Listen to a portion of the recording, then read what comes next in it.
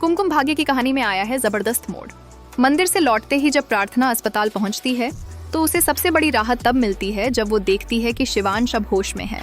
उसका चेहरा खिला हुआ होता है, आंखों में नमी और दिल में तसल्ली कि उसका शिवांश अब खतरे से बाहर है। और जैसे ही वह उसके पास जाती है, बिना कुछ सोचे समझे उसे गले से लगा लेती है। एक वो पल था जब शिवांश को भी सब कुछ समझ आ जाता है।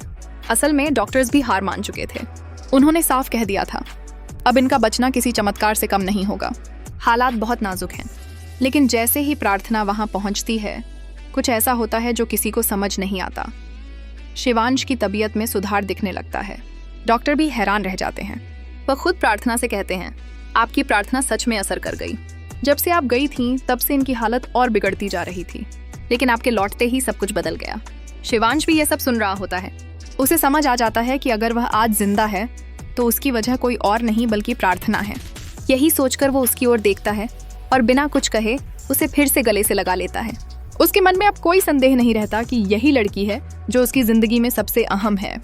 लेकिन ये सब देखकर सोनालिका का खून खौल उठता है। वो गुस्से से कांपने लगती है। उससे यह बात बर्दाश्त नहीं होती कि प्रार्थना फिर से शिवांश के करीब आ गई है।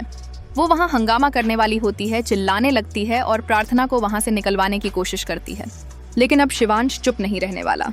वह सबके सामने ऐलान कर देता है कि वह प्रार्थना को कभी तलाक नहीं देगा। उसकी पत्नी सिर्फ प्रार्थना है और वही रहेगी। यह सुनते ही सोनालिका के पैरों तले जमीन खिसक जाती है। उसकी आंखों में आंसू नहीं बल्कि जलन होती है।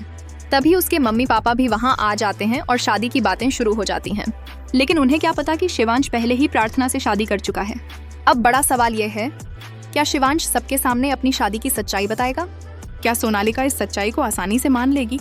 और क्या अब प्रार्थना को मिलेगा उसका हक? आपके क्या विचार हैं इस आने वाले धमाकेदार ट्विस्ट पर?